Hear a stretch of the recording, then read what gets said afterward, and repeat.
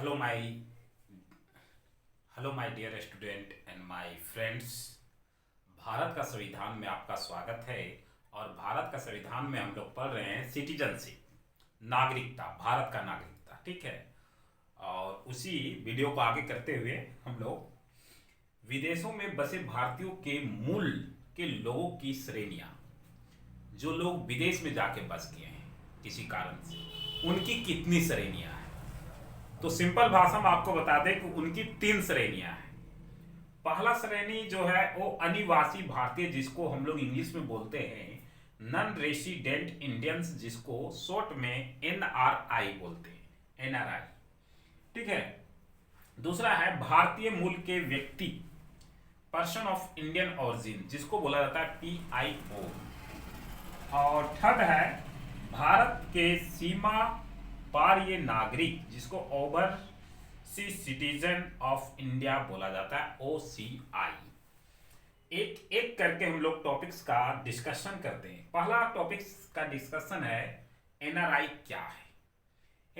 NRI उस व्यक्ति को बोला जाता है जो भारत का ही निवासी है, भारत का मूल निवासी है, बट किसी वर्क के कारण वो दूसरे देश में जाके बस गया और वो भारतीय पासपोर्ट धारक हो। समझ रहे ना। जैसे उसे विदेश में, अमेरिका में, जापान में, न्यूजीलैंड में कहीं भी उसे जॉब लग गया और वो जॉब कर रहा है। 182 से दिन या उससे अधिक दिन, 182 दिन या उससे अधिक दिन जो है वो कहां पे, विदेश में गुजारता है। तो वैसे व्यक्ति को वीजा लेने की जरूरी है? तो बता दें, वैसे व्यक्ति को वीजा लेने की जरूरी नहीं है। वो व्यक्ति वीजा नहीं ले सकता है क्योंकि वो भारत का नागरिक है भैया। वो गया है बाहर में काम करने के लिए। अब थोड़ी ना कि मान लीजिए किसी के परिवार में से कोई 4 भाई होते हैं, उसमें से 2 भाई दिल्ली, कोई कलकत्ता, कोई बिहार, कोई उड़ीसा, बंगाल, कहीं कहीं जाके बस गए। तो क्या उसे अपने घर आने के लिए पूछना पड़ेगा क्या? बिल्कुल नहीं। जब मन तब वो अपने घर आ सकते हैं। तो ये लोग भी जब मन तब ये हमारे यहाँ आ सकते हैं क्योंकि ये भारत का निवासी है। अब बात है, क्या इन्हें कुछ छूट दिया गया है? तो बिल्कुल ये यहाँ का ही है, यही की निवासी है, इनको पूरा छूट है। यहाँ पे उनको जमीन खरीदने का, घर बनाने का, प्रॉपर्टीज वगैरह वगैरह जितने भी सरकारी सुविधाएं हैं वो भी इन्हें लेने की, जैसे इनके लिए प्राप्त होने वाली सारी लाभ, ये लाभ उठा सकते हैं। जैसे सभी लोगों के सामान्यतः भारतीय नागरिक उपलब्ध, जैसा कि भारत सरकार समय समय पर अधिसूचना जारी कर सकते हैं और भारत सरकार के द्वारा जितने भी लाभ दिए जाएंगे वो सारे लाभ के हकदार होंगे ये व्यक्ति, एनआरआई। ठीक है, क्योंकि ये काम के। तो चलिए आगे देखते हैं। ये समझ गए होंगे कि भारतीय मूल के व्यक्ति, तो पर्सन ऑफ इंडियन ओरिजिन, मतलब वैसे व्यक्ति जो कभी भारत के निवासी रहा या ओ रहा हो, या उसके मम्मी पापा कभी रहे हो भारत का, लेकिन वर्तमान में वो भारत में नहीं, विदेशों में रहते हैं। तो उन्हें भारत आने के लिए क्या वीजा लेना पड़ेगा? तो बिल्कुल हाँ, उन्हें भारत आने के लिए वीजा लेना पड़ेगा। ठीक है। तो वो सारे व्यक्ति को हम लोग बोलते हैं person of Indian origin, PIO. ठीक है। और ऐसे व्यक्तियों के लिए पीआईओ कार्ड बनाया जाता है। पीआईओ कार्ड 2002 में ये कार्ड लागू किया गया। इसके तहत क्या है कि 15 वर्ष तक छूट दी गई कि विदेशी क्षेत्र में पंजीकरण एफआरओ द्वारा रजिस्ट्रेशन जो है, बार बार इसको अपडेट करके ये कार्ड धारक व्यक्ति जो है 15 साल तक बिना वीजा के भारत आना जाना कर सकते हैं। लेकिन कब? जब ये कार्ड बनाया जाएगा। लेकिन इसी में बोला जाता है कि जो भारत के सीमा से लगे हुए जो क्षेत्र है उनके लिए ये कार्ड काम नहीं करेगा। जैसे पाकिस्तान, श्रीलंका, नेपाल, भूटान, अफगानिस्तान, चीन अथवा बांग्लादेश, ये सब के लिए ये PIO कार्ड जो है वो काम बिल्कुल भी नहीं करेगा।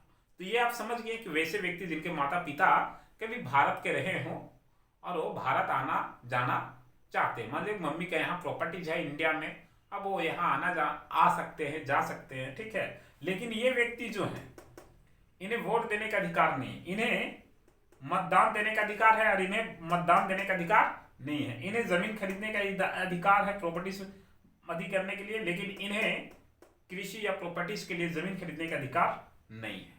थर्ड नंबर क्या है, भारत के सीमा प्राय नागरिक।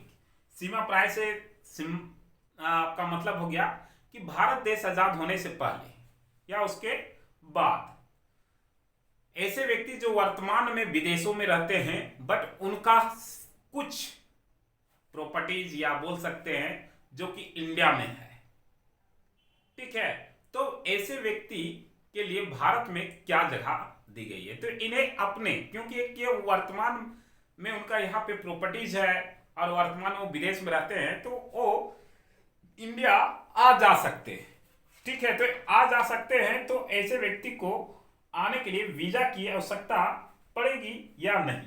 तो आपको बता दें जीवन भर बिना वीजा के आ जा सकते हैं वैसे व्यक्ति, NRI के जैसा जितना अधिकार इनको दिया गया है उसी टाइप में अधिकार है, बस फर्क इतना है कि ये लोग जो हैं, ये लोग जॉब के कारण विदेशों में जाके रह रहे हैं और ये क्या है कि देश आजाद होने से बाद या पहले से ये विदेश में बस चुके हैं, बट वर्तमान में इनका प्रॉपर्टीज जो है इंडिया में अगर है, वो अंग भारत में जिसका प्रॉपर्टीज जो है वो भारत में है, तो व्यक्ति जो है वैसे व्यक्ति को बोला जाता है ओवरसीज सिटीजन ऑफ इंडिया, जिसको OCI बोला जाता है। वैसे व्यक्ति जो है बिना वीजा के बिल्कुल इनके जैसा आना जाना कर सकते हैं और इन्हें मतदान देने का अधिकार नहीं रहेगा।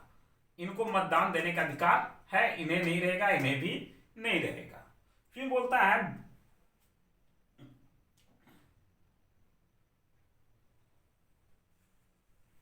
इन्हें लाभ, तो लाभ में इनको भी लाभ दिया जाएगा, जो भी लाभ दिया जाएगा सरकार की तरफ से इन्हें भी लाभ मिलेगा। आगे इसी में आपको बता दें कि वर्तमान स्थिति में नागरिकता संशोधन अधिनियम 2015 के तहत, आपका बता दें 2015 के तहत 2015 के तहत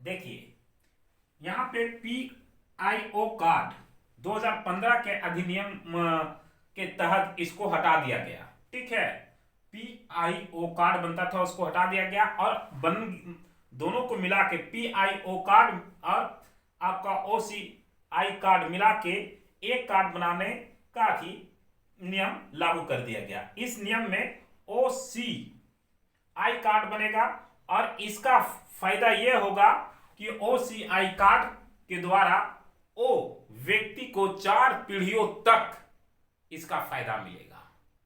इस कार्ड का फायदा 4 पूर्वज तक मिलेगा, यह फायदा किया गया बदलाव करके, ठीक है। आगे देखते हैं, आगे क्या है, नागरिकता अधिनियम 1955 हम लोग पढ़ रहे हैं, तो नागरिकता अधिनियम 2019 के अनुसार, ठीक है, 2019 में भी अमेंडमेंट हुआ, बदलाव हुआ, एक्ट हुआ, तो प्रधानमंत्री नरेंद्र मोदी के दिशानुसार यहां पे एक और कानून बनाया गया, नागरिकता कानून। वो क्या कानून बनाया गया, अफगानिस्तान, बांग्लादेश, पाकिस्तान, ठीक है, इसके 3 देश याद रखिएगा, अफगानिस्तान, बांग्लादेश, पाकिस्तान, ये 3 देश की हिंदू, सिख, बौद्ध, जैन, फारसी अथवा ईसाई समुदाय के लोग जो हैं वो इलीगल तरह से भारत में घुस आए और रह रहे हैं, वो भारत में घुस आए और भारत के अंदर रह रहे हैं। तो ऐसे लोगों के लिए भारत के प्रधानमंत्री नरेंद्र मोदी ने इन्हें कुछ राहत दी है। क्या राहत दी है? क्योंकि ये बांग्लादेश में इनकी संख्या कम है, अल्पसंख्यक है, वो वहां से प्रताड़ित होकर और अपनी जान बचाने के लिए ये घुस आते हैं। ठीक उसी प्रकार जिस प्रकार एक सांप है, वो अपनी जान बचाने के लिए लोगों पे हमला कर देता है।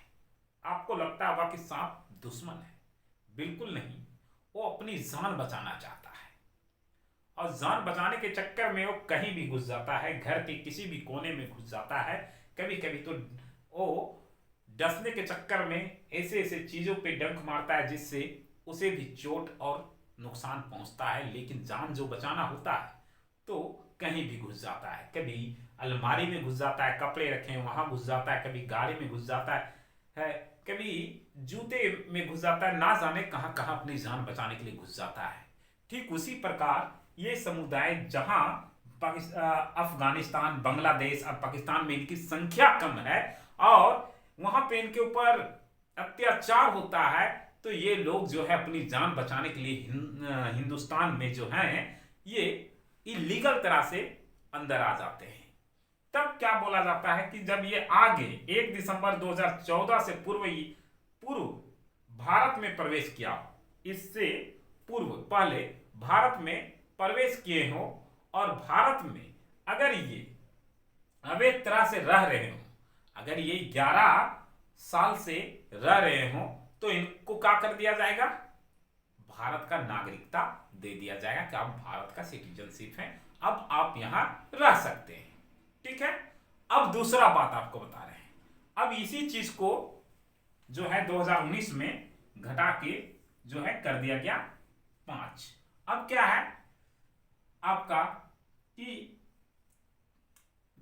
11 साल था, अब इसको घटा के 5 साल कर दिया गया। 5 वर्ष से जो केवल ये लोगों के लिए, याद रखिएगा, हिंदू, सिख, बौद्ध, जैन, फारसी और ईसाई के लिए किया गया था। इसके लेके इलीगल मुसलमान भी घुसपैठ करके इंडिया में रह रहे थे, तो उन्हें भी प्रॉब्लम होने लगा था कि हमारे लिए क्यों नहीं किया गया, जब इन लोगों के लिए है कि यहाँ। तो आपने देख लिया कि ये समुदाय को छूट दिया गया, लेकिन मुस्लिम समुदाय इसमें नहीं है। क्यों? क्योंकि ये देश मुसलमानों का है, ये देश मुसलमानों का है, ये देश मुसलमानों का है, तो इसीलिए उन लोगों को नहीं। क्योंकि आप अगर यहाँ पे आते हैं तो इलीगल तरीके से, अगर आप यहाँ पे अवैध तरीके से रह रहे हैं, ठीक है, तो आपका भरोसा नहीं किया जा सकता है। लेकिन ये हिंदू, सिख, बौद्ध, जैन, फारसी अथवा ईसाई का भरोसा इसलिए किया जा सकता है क्योंकि ये लोग वहां के अल्पसंख्यक हैं, वहां पे उनके ऊपर प्रार्थना हुआ, यातना किया गया, जिसके वजह से ये लोग जो है मजबूर हो गए अपने देश को छोड़ के भागने में। तो इनके लिए इंडिया शरण देता है, क्योंकि जानते हैं भारत है ये, और भारत देवभूमि कहलाता है। और भारत देवभूमि यूं ही नहीं कहलाता है, क्योंकि इस भारत में जो आते हैं, भारत उसे सदा उसके स्वागत के लिए नतमस्तक रहता है। इसीलिए लोग यहाँ दुश्मन भी आके यहाँ दोस्त बन के चले जाते हैं। ये है भारत की विशेषता। तो भारत है ये, और भारत में सभी को शरण दिया है और हमेशा शरण देंगे। ये है भारत का इतिहास। इसे समझना है तो गहराई में जाके आपको समझना होगा। तो ये तो आप समझ गए। आगे इसी में है कि असम, मेघालय, मिजोरम, त्रिपुरा के आदिवासी क्षेत्रों में रहने वाले अवैध प्रवासियों पर यह नियम लागू नहीं होगा। याद रखिएगा, ये नियम जो है से असम, मेघालय और मिजोरम, त्रिपुरा के आदिवासी क्षेत्रों में रहने वाले अवैध प्रवासियों पर यह नियम लागू नहीं होगा। केवल जो नियम ये लागू होगा, ये सारे राज्यों के छोड़ के बाकी राज्यों में जो घुसपैठ किए हैं उनके लिए ये नियम लागू किया गया है। दूसरी बात है कि अगर कोई व्यक्ति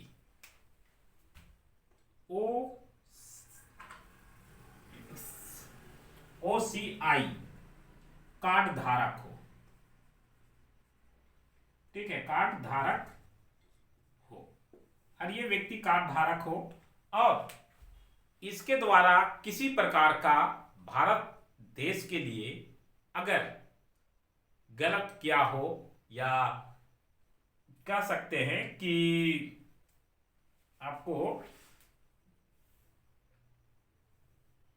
सरकार के द्वारा निर्मित किसी भी कानून का उल्लंघन किया हो, ठीक है, दिमाग से निकल गया था कि ओसीआई कार्ड धारक जरूर हो, लेकिन सरकार के द्वारा बनाए हुए कानून का उल्लंघन अगर ये करता है तो ये कार्ड उसके लिए हमेशा हमेशा के लिए रद्द कर दिया जाएगा और उस पर कानूनी कार्रवाई चालू कर दी जाएगी। ये याद रखिएगा। तो हम लोग इसको शॉर्ट में भी समझ सकते हैं। 2019 के अनुसार नागरिकता अधिनियम क्या थी? तो सिंपल सा बात था भैया कि जो अफगानिस्तान, बांग्लादेश और पाकिस्तान से पीड़ित अपनी जान बचाने के लिए अवैध तरीका से इंडिया में घुस आए हैं, अगर वो इंडिया में 5 सालों से रह रहे हैं तो उन्हें जो है भारत का नागरिकता प्राप्त कर दी जाएगी। केवल हिंदू, सिख, बौद्ध, जैन, फारसी और ईसाई धर्म वालों को। दूसरी में क्या है कि यह नियम कहां नहीं लागू होता है भैया? तो असम, मेघालय, मिजोरम, त्रिपुरा के आदिवासी क्षेत्र में रहने वाले अवैध प्रवासियों पर यह नियम लागू नहीं होगा। तीसरा हमने बताया ओसीआई कार्ड धारक अगर सरकार के द्वारा बनाए हुए नियम कानून को उल्लंघन करता है तो उसका ओसीआई कार्ड हमेशा के लिए रद्द कर दिया जाएगा और उस पर कानूनी कार्रवाई किया जाएगा। तो ये टॉपिक्स था आपका नागरिकता का, और हम लोगों ने नागरिकता अधिनियम 1955 को डिस्कस किए। ठीक है, नेक्स्ट क्लास में हम लोग इससे रिलेटेड जो है से हमारे स्टूडेंट भाई के लिए 8-10 क्वेश्चन जोड़ करेंगे जो एग्जाम में पूछे जाते हैं। फिलहाल के लिए आप हमें इजाजत दीजिए। जय हिंद, जय भारत।